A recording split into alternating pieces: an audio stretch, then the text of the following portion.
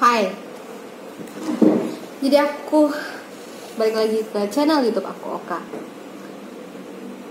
Aku bakal lagi baca buku Harry Potter dan Kamar Rahasia. Ini udah sampai chapter 9. Jadi kita flashback dulu, kemarin itu di chapter 8 Harry, Ron, dan Hermione itu datang ke acara pesta ulang tahun kematiannya Sir Nicholas ya. Dan di akhir acara itu mereka ngeliat tulisan di dinding kalau kamar rahasia udah dibuka lagi. Kayaknya suaraku kecilan ya.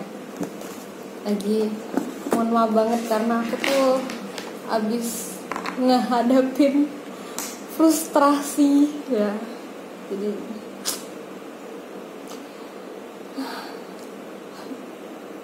ya profesional, be profesional.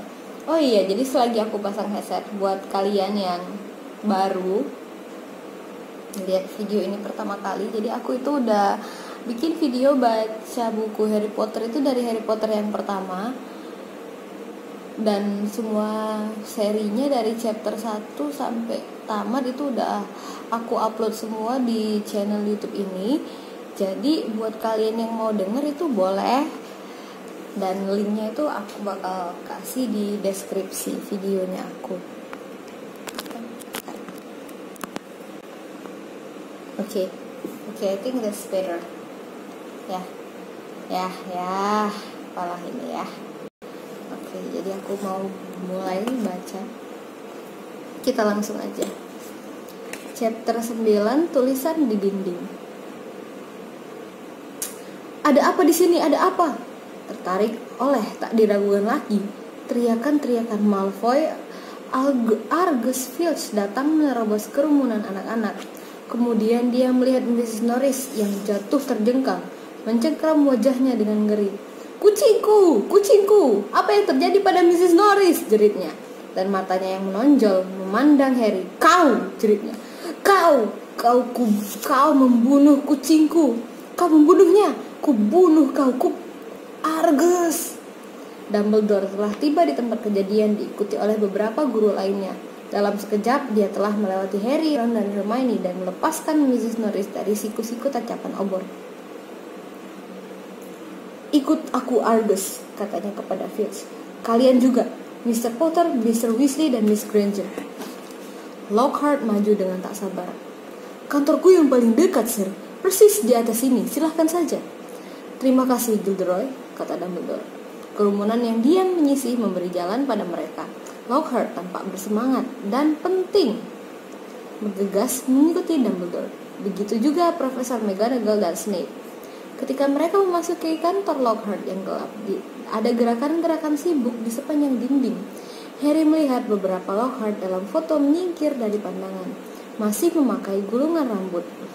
Lockhart yang asli menyalakan lilin-lilin di atas meja, lalu mundur. Dumbledore meletakkan Mrs. Norris di atas permukaan meja yang berkilat dan mulai memeriksanya. Harry, Ron, dan Hermione bertukar pandang tegang lalu duduk di kursi-kursi di luar lingkaran cahaya lilin mengawasi. Ujung hidung Dumbledore yang panjang dan bengkok cuma sesenti dari bulu Mrs. Norris. Dia memeriksanya dengan teliti lewat kacamata bulan separuhnya.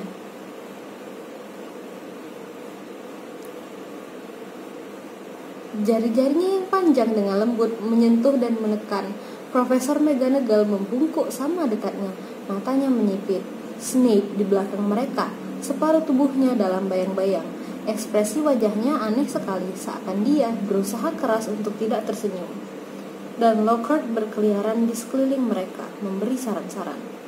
Jelas kutukan yang membunuhnya, mungkin siksaan Transmogrifian. Aku sudah berkali-kali melihat kutukan ini digunakan. Sayang sekali, aku tadi tidak ada di sana. Aku tahu kontra kutukan paling tepat yang pasti bisa menyelamatkannya. Komentar Lockhart disela oleh isakan kering merana Filch. Dia terenyek di kursi di sebelah meja, tak sanggup memandang Mrs. Norris. Wajahnya ditutupi tangannya. Kendati sangat tidak suka Filch, Harry mau tak mau agak kasihan juga kepadanya. Walaupun tidak sebesar rasa kasihannya kepada diri sendiri. Kalau Dumbledore mempercayai Filch, dia jelas akan dikeluarkan. Poor Harry. Dumbledore sekarang berbisik menggumamkan kata-kata asing dan mengetuk-ngetuk Mrs. Norris dengan tongkatnya.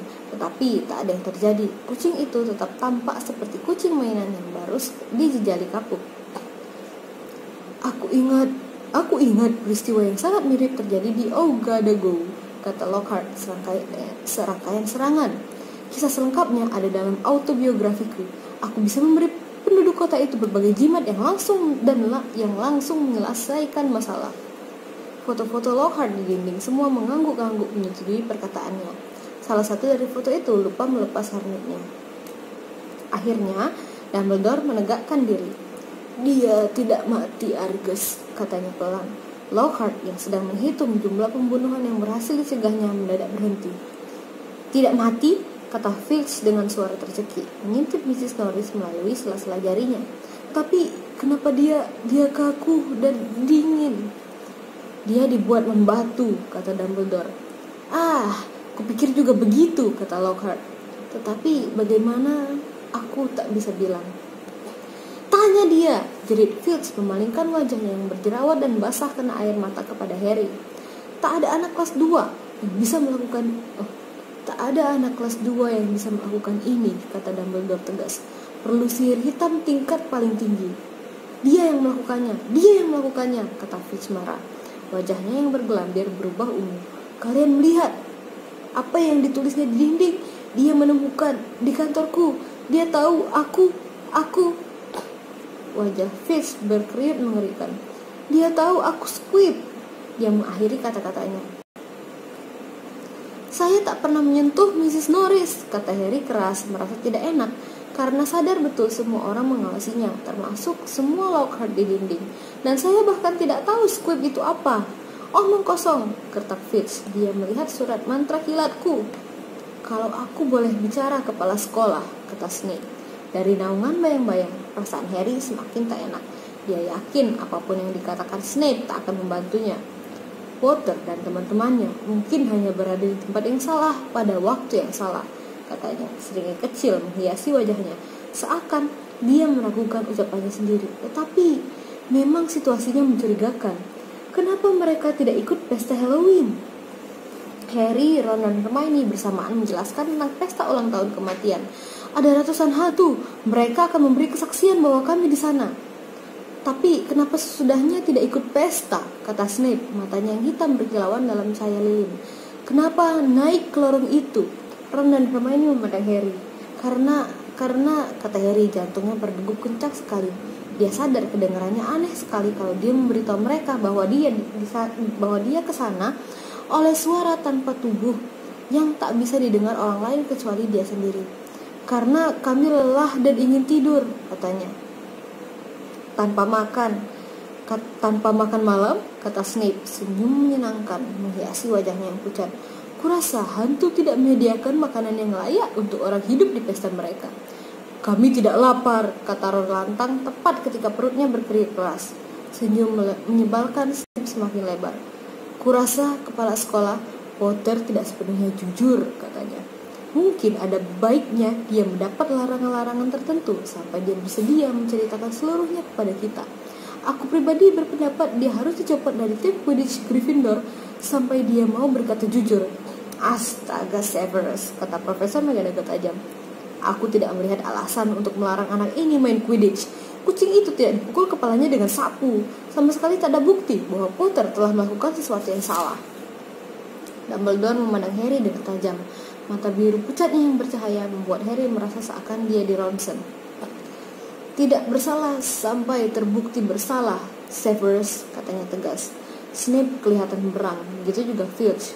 Kucingku dibuat membatu, jeritnya. Matanya mendelik. Aku ingin ada yang dihukum. Kami bisa menyembuhkannya, Argus, kata Dumbledore sabar. Baru-baru ini, Madame Sprout berhasil mendapatkan Mandrake.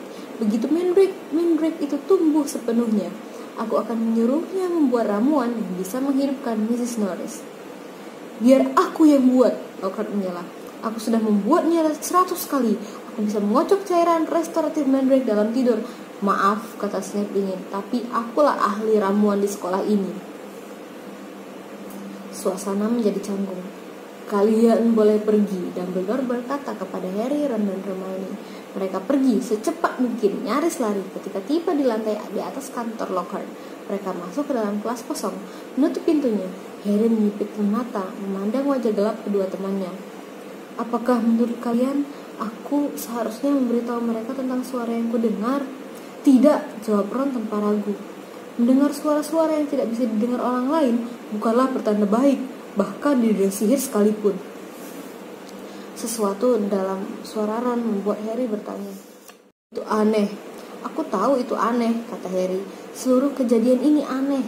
Apa maksud tulisan di dinding itu? Kamar rahasia telah dibuka. Apa maksudnya itu? Rasanya aku pernah dengar, kata Ron lambat-lambat. Kurasa ada yang pernah cerita padaku tentang kamar rahasia di Hogwarts. Mungkin Bill? Dan apa itu Squib? Tanya Harry. Dia heran sekali ketika Ron terkikik tertahan. Ya, sebetulnya sih tidak lucu. Tapi kebalikan dari penyihir yang lahir dari keluarga tidak biasa. Kalau Filch berusaha mempelajari sihir lewat kursus mantra kilat, kurasa dia pasti Squib.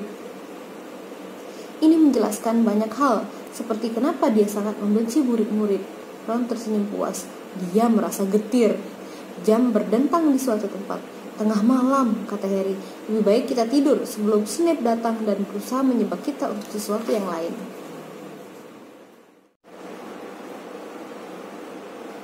Selama beberapa hari yang dibicarakan di seluruh sekolah hanyalah penyerangan terhadap Mrs. Norris. Filch membuat kejadian itu tetap segar di ingatan anak-anak dengan mondar-mandir di tempat Mrs. Norris diserang. Seakan dia mengira siapa tahu si penyerang akan kembali. Harry sudah melihat dia menggosok tulisan di dinding dengan penghilang segala macam kontra sihir buatan Mrs. Cowler. Tapi percuma saja, tulisan itu tetap berkilau terang seperti semula di atas dinding batu. Kalau tidak berjaga di koridor, Filch akan mengendap-endap di koridor dengan mata merah, menangkap anak-anak yang tidak curiga, dan berusaha memberi mereka detensi untuk hal-hal seperti bernafas terlalu keras atau kelihatan senang. Ginny Weasley kelihatannya terganggu sekali dengan nasib Mrs. Norris. Menurut Ron, dia pecinta berat kucing. Tapi kan, kata Ron menghiburnya, percaya deh, kita jauh lebih. Bibir Ginny bergetar. Hal seperti words, Ron meyakinkannya. Mereka akan menangkap orang sinting yang melakukannya dan segera mengeluarkannya dari sini. Aku cuma berharap dia masih sempat membuat Filch membatu sebelum dikeluarkan. Aku cuma bergurau. Ron buru-buru menambahkan ketika Ginny jadi pucat. Serangan itu juga berpengaruh pada Hermione. Sudah biasa bagi Hermione untuk melewatkan banyak waktu dengan membaca. Tetapi sekarang dia nyaris tidak melakukan hal lain. Harry dan Ron pun tidak mendapat banyak jawaban ketika mereka bertanya apa maunya membaca terus-menerus begitu. Dan baru Rabu berikutnya mereka tahu. Harry tertahan dalam pelajaran ramuan karena Snape menyuruhnya tinggal untuk membersihkan sisa-sisa cacing dari atas meja. Setelah makan siang yang terburu-buru, dia naik untuk menemui Ron di perpustakaan untuk melihat Justin Finch Fletchley, anak Hufflepuff yang sama-sama ikut kelas herbologi, berjalan ke arahnya. Harry baru membuka mulut untuk menyapa, tetapi begitu melihatnya, Justin mendadak berbalik dan bergegas ke arah yang berlawanan. Harry menemukan Ron di bagian belakang perpustakaan sedang mengukur PR sejarah sihirnya. Profesor Binns menugaskan menulis karangan sepanjang 1 meter tentang pertemuan penyihir Eropa abad pertengahan. What the Nulis karangan sepanjang 1 meter. Ya ampun, masih kurang 20 cm. Kata Ron sebal, melepas perkamennya yang langsung bergulung kembali.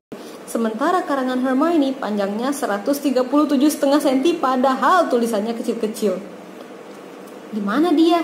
Tanya Harry, menyambar meteran dan membuka gulungan PR-nya sendiri. Benar-benar pakai meteran dong. Aku kiranya itu cuma seumpama, ya Allah. Di sana, kata Ron menunjuk rak-rak buku.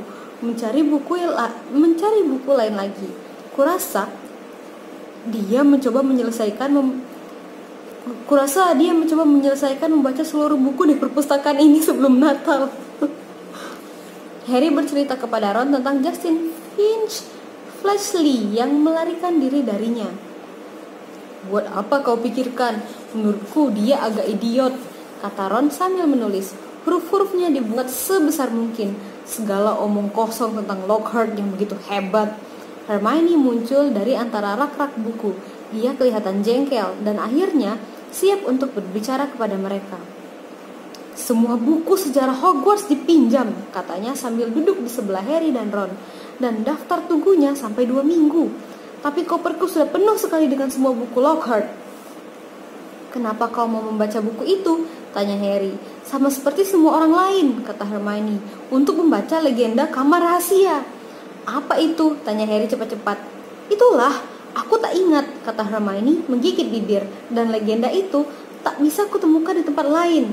"Hermione, coba aku baca karanganmu," kata Ron putus asa mengecek arlojinya. "Tidak boleh," kata Hermione mendadak galak.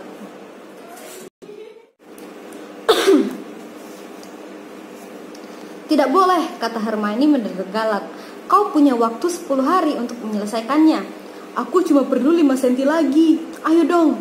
Bel berdering. Ron dan Hermione berjalan di depan menuju kelas sejarah sihir, bertengkar.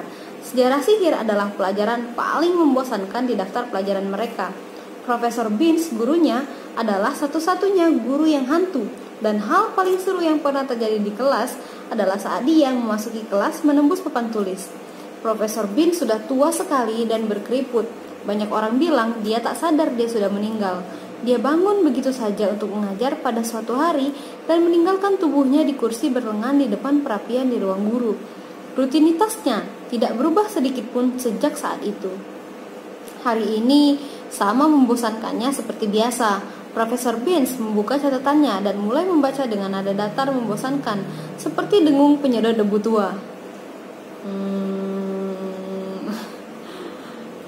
Nyaris semua anak di kelas tertidur nyenyak.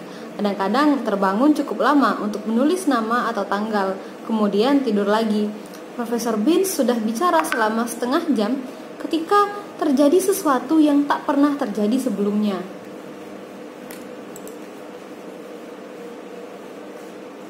Hermione mengacungkan tangan. Profesor Binns mendongak di tengah bacaan super membosankan tentang Konvensi Sihir Internasional tahun 1289. Kelihatan kaget. "Miss Granger, Profesor, saya ingin tahu apakah Anda bisa menceritakan kepada kami sesuatu tentang kamar rahasia," kata Hermione dengan suara nyaring.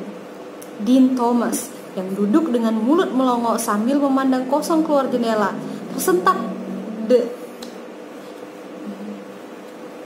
tersentak kaget. Kepala Lavender Brown terangkat dari lengannya dan siku Neville tergelincir dari tepi mejanya. Profesor Binns mengejap. "Pelajaranku adalah sejarah sihir," katanya dengan suara kering mendesah. "Aku mengajarkan fakta, Miss Granger, bukan dongeng atau legenda." Dia berdeham pelan kecil, seperti bunyi kapur patah, dan melanjutkan. "Dalam bulan September tahun itu, subpanitia para penyihir Sardinia." Dia terpaksa berhenti. Tangan Hermione melambai di udara lagi.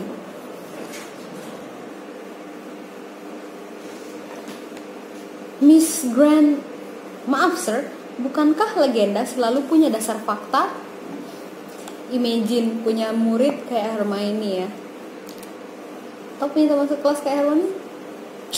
Aku mau jadi Harry aja deh, punya temen kayak Hermione, benar-benar helpful. Profesor Binns memandang Hermione dengan sangat tercengang. Harry yakin tak ada murid yang pernah menyelanya, hidup atau mati. "Ya," kata Profesor Binns lambat-lambat. "Ya, orang bisa memperdebatkan soal itu, kurasa." Dia menyipitkan mata, memandang Hermione seakan tak pernah memandang muridnya dengan jelas sebelumnya. "Meskipun demikian, legenda yang kau tanyakan itu dongeng yang sangat sensasional, bahkan menggelikan." Tetapi seluruh kelas sekarang memusatkan perhatian pada kata-kata Profesor Binns. Dia memandang mereka, semua wajah menghadap dirinya, memandangnya. Harry bisa melihat sang profesor benar-benar cengang melihat ketertarikan yang luar biasa itu. "Oh, baiklah," katanya lambat-lambat. "Kamar rahasia. Kalian semua tahu tentunya bahwa Hogwarts didirikan lebih dari 1000 tahun yang lalu. Tanggal persisnya tidak jelas oleh 4 penyihir besar pada zamannya. Keempat asrama sekolah ini dinamakan sesuai nama mereka: Godric Gryffindor, Helga Hufflepuff, Rowena Ravenclaw, dan Salazar Slytherin. Mereka bersama-sama mendirikan kastil ini jauh dari mata Muggle yang ingin tahu. Karena zaman itu sihir ditakuti orang-orang biasa dan para penyihir menderita karena disiksa." Dia berhenti sejenak, memandang muram ke seluruh kelas lalu melanjutkan.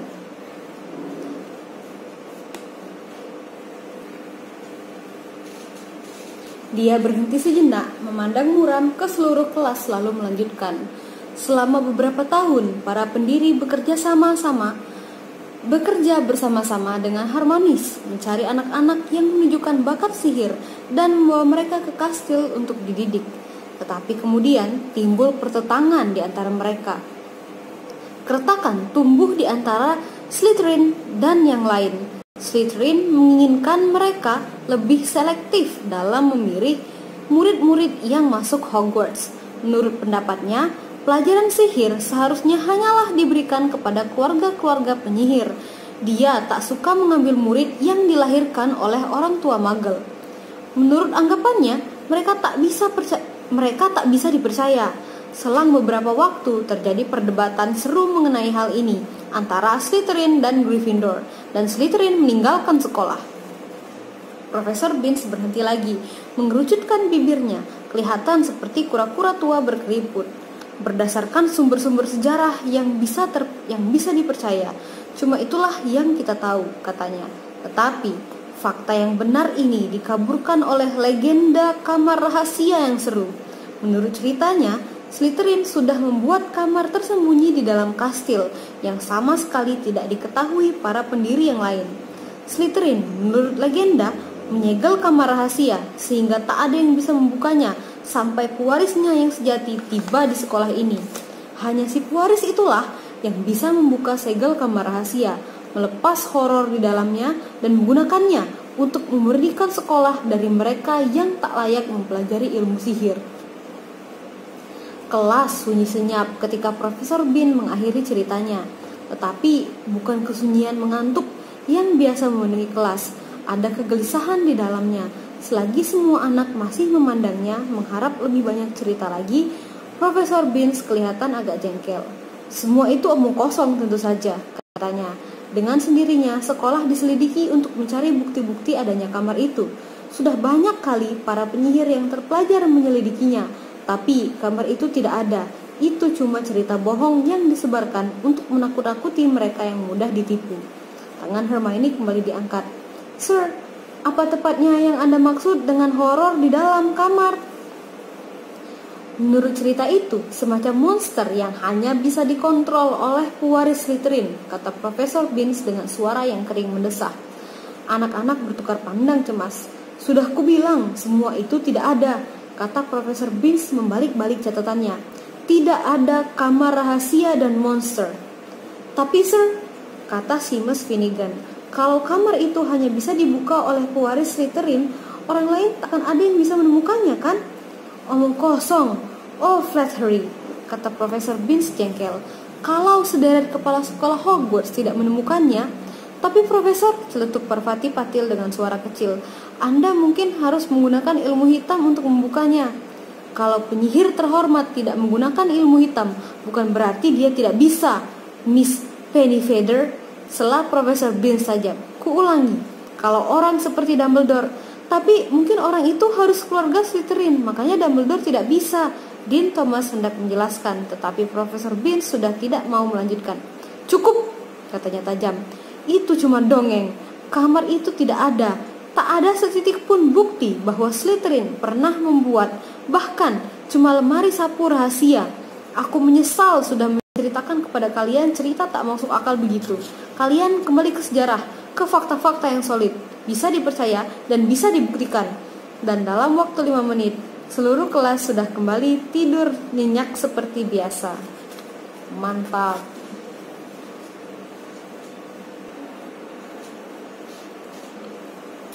Dari dulu, aku sudah tahu Salazar Slytherin itu sinting, Ron berkata kepada Harry dan Hermione. Saat itu mereka sedang berdesakan di kantor yang penuh sesak pada akhir pelajaran untuk menaruh tas mereka. Sebelum makan malam. Tetapi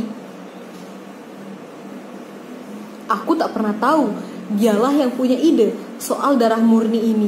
Dibayar pun aku tak mau tinggal di asramanya. Benar. Kalau topi seleksi dulu mencoba menempatkanku di Slytherin, aku akan langsung pulang naik kereta api. Hermione mengangguk bersemangat, tetapi Harry tidak berkata apa-apa. Perutnya rasanya tidak enak. Harry tak pernah bercerita kepada Ron dan Hermione bahwa topi seleksi dengan serius telah mempertimbangkan akan menempatkannya di Slytherin.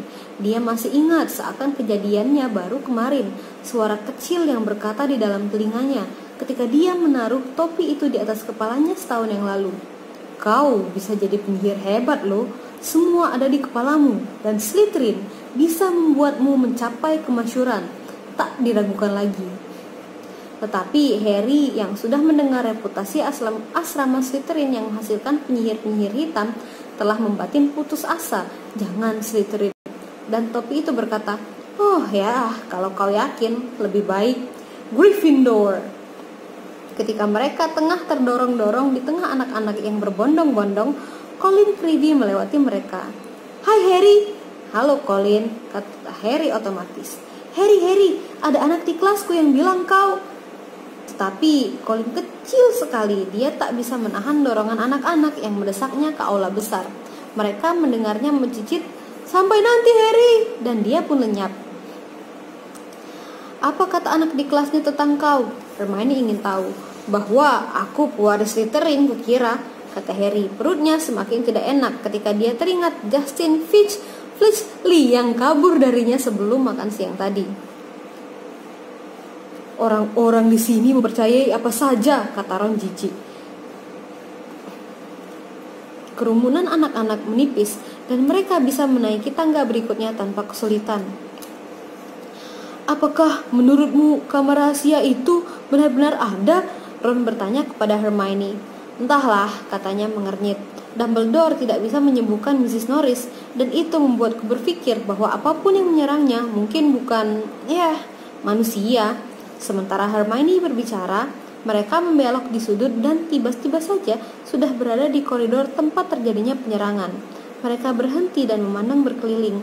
Keadaannya masih persis seperti malam itu, kecuali tak ada lagi kucing kaku tergantung dari tatapan obor. Dan ada kursi kosong di depan dinding bertuliskan, kamar rahasia telah dibuka.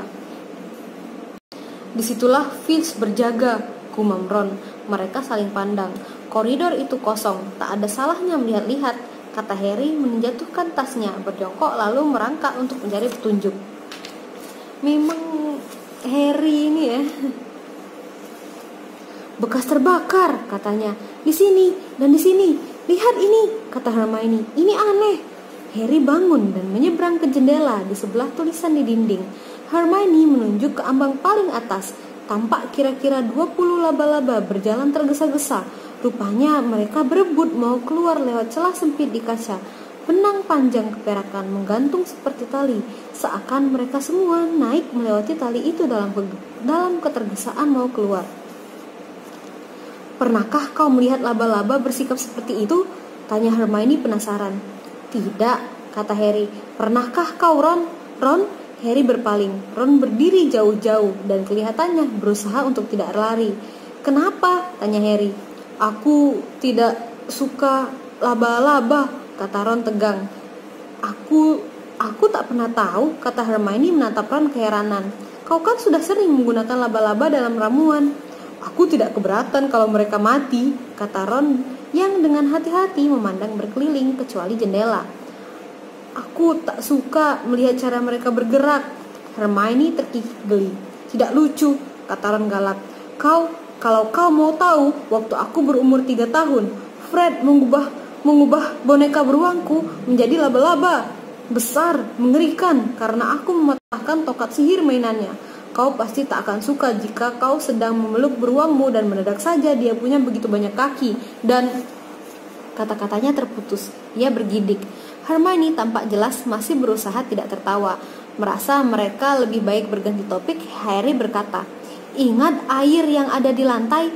Dari mana air itu? Ada yang sudah mengepelnya?"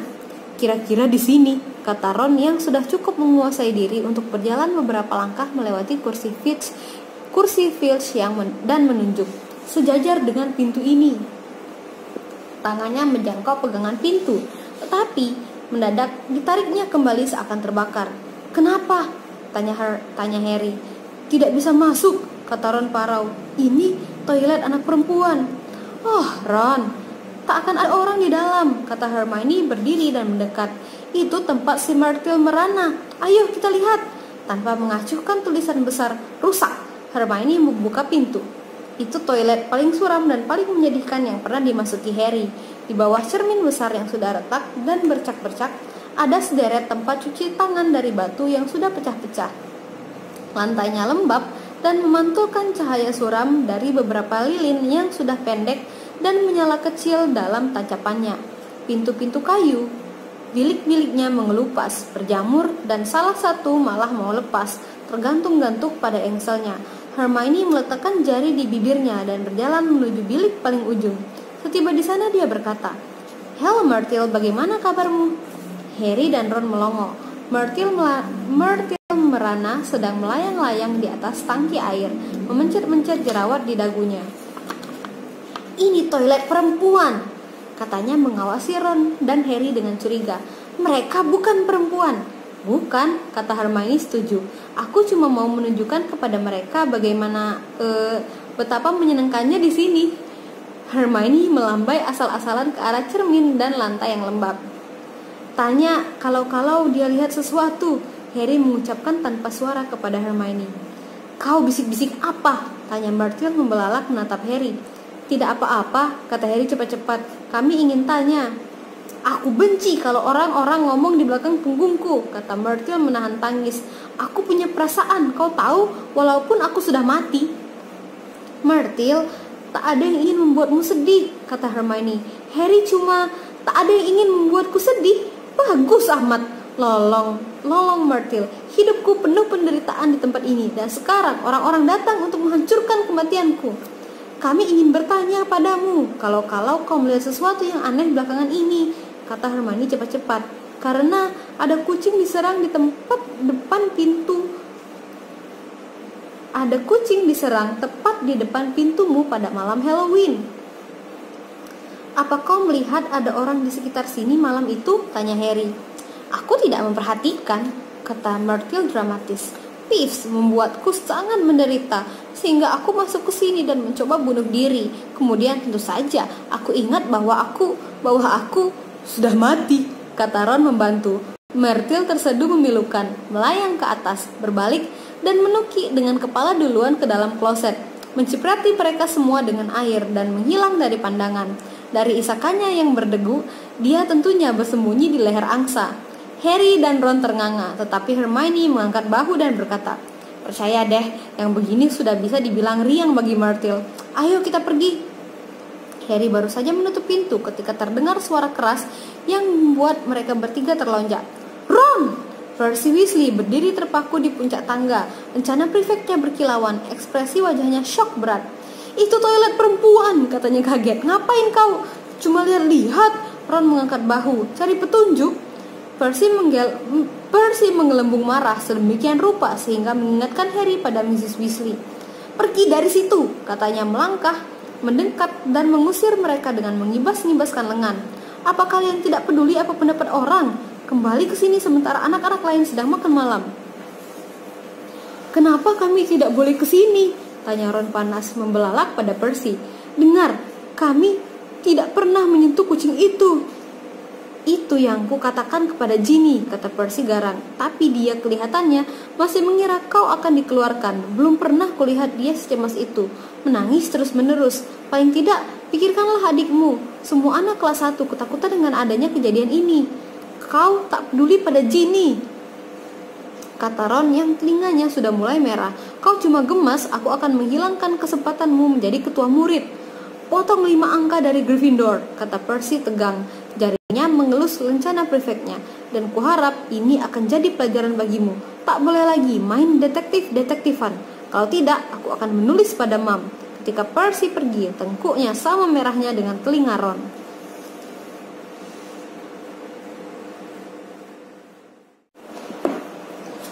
Ron, Harry, dan Hermione memilih tempat duduk sejauh mungkin dari Percy di ruang rekreasi malam itu. Ron masih marah sekali dan berkali-kali PR mantranya ketetesan tinta. Ketika dengan asal-asalan dia mengambil tongkatnya untuk menghilangkan noda-noda itu, tongkatnya malah membakar perkamennya. Marah-marah sampai seakan berasap seperti perkamennya, Ron menutup kitab mantra standar tingkat 2-nya keras-keras. Betapa herannya Harry karena Hermione mengikuti jejaknya. Tapi siapa dia? Tanya Hermione serius seakan melanjutkan percakapan yang sedang mereka lakukan. Siapa yang menginginkan semua Squib dan penyihir kelahiran Muggle dikeluarkan dari Hogwarts? Mari kita berpikir, kata Ron pura-pura bingung. Siapa orang yang kita tahu yang berpendapat bahwa penyihir kelahiran Muggle itu sampah? Dia memandang Hermione. Hermione balik memandangnya, tidak yakin. Kalau yang kau bicarakan Malfoy, tentu saja, kata Ron. Kau mendengar ucapannya. Giliranmu berikutnya darah lumpur. Coba saja, kau tinggal lihat wajahnya yang seperti tikus untuk tahu bahwa dialah orangnya. Malfoy, pewaris Slytherin, kata Hermione ragu-ragu. Lihat saja keluarganya, kata Harry ikut-ikutan menutup bukunya. Semuanya penghuni Slytherin. Dia selalu menyombongkan hal itu, dan dengan mudah dia bisa saja turunan Slytherin. Ayahnya jelas sangat jahat sekali. Mereka mungkin saja memegang kunci kamar rahasia selama berabad-abad, kata Ron. Diserahkan turun-temurun dari ayah ke anak. Ya, kata Hermione hati-hati. Kurasa itu mungkin juga. Tapi bagaimana kita membuktikannya? Kata Harry muram. Mungkin ada jalan, kata Hermione lambat-lambat, makin merendahkan suaranya, seraya sekilas melirik Percy di seberang ruangan. Tentu saja akan sulit dan berbahaya, sangat berbahaya. Kita akan melanggar kira-kira 50 peraturan sekolah, kurasa. Kalau kira-kira sebulan lagi kau bersedia menjelaskannya, kau akan memberitahu kami kan? Kata Ron jengkel. Baiklah, tanggap Hermione dingin. Yang perlu kita lakukan adalah masuk ke ruang rekreasi Slytherin dan mengajukan beberapa pertanyaan kepada Malfoy. Tanpa dia menyadari, kitalah yang bertanya. Tapi itu mana mungkin, kata Harry sementara Ron tertawa. Tidak, itu bukan tidak mungkin, kata Hermione. Yang kita perlukan hanyalah ramuan Polyjuice. Apa itu? Tanya Ron dan Harry bersamaan. Snape menyebutkannya di kelas beberapa minggu yang lalu. Memangnya kami tak punya kerjaan lain yang lebih menarik daripada pelajaran ramuan selain mendengarkan Snape, gumam Ron. Ramuan ini mentransformasimu menjadi orang lain. Pikirkanlah, kita bisa berubah menjadi 3 anak Slytherin. Tak ada yang tahu itu kita. Malfoy mungkin akan memberitahu kita segalanya. Dia mungkin sedang menyombongkan hal itu di ruang rekreasi Slytherin sekarang ini. Kalau saja kita bisa mendengarkannya. Ramuan Polyjuice ini kedengarannya agak meragukan bagiku, kata Ron keningnya berkerut. Bagaimana kalau kita terperangkap bertampang seperti 3 anak Slytherin selamanya? Efeknya akan menghilang sendiri setelah beberapa waktu, kata Hermione melambaikan tangannya tak sabar. Tetapi mendapatkan resepnya akan sulit sekali, kata Snape, adanya di buku berjudul Ramuan-ramuan paling mujarab dan di perpustakaan. Buku ini pasti disimpan di seksi terlarang. Hanya ada satu cara untuk meminjam buku dari seksi terlarang. Kau perlu izin tertulis dan tanda tangan guru. Susah cari alasan kenapa kita memerlukan buku itu, kata Ron. Kalau bukan karena kita ingin mencoba membuat salah satu resep ramuannya. Kurasa, kata Hermione, kalau kita pura-pura cuma tertarik pada teorinya, kita mungkin masih punya kesempatan. Oh, mana mungkin. Tak ada guru yang bisa tertipu dengan alasan begitu, kata Ron. Mereka bodoh benar kalau sampai tertipu. And that's the end of the chapter. Ayo, kira-kira siapa guru yang bakal ketipu? Guru bodoh mana ya? Iya, nggak sabar. Tapi menurut aku chapter ini seru banget sih. Ya begitulah ya. Berhubung aku nggak punya waktu lagi, jadi aku sudahin aja videonya sampai sini. Jangan lupa buat yang mau nonton video aku baca buku Harry Potter dari buku pertama dan Batu Bertuah itu sudah aku kasih di playlist aku di description box. Oke, bye. See you.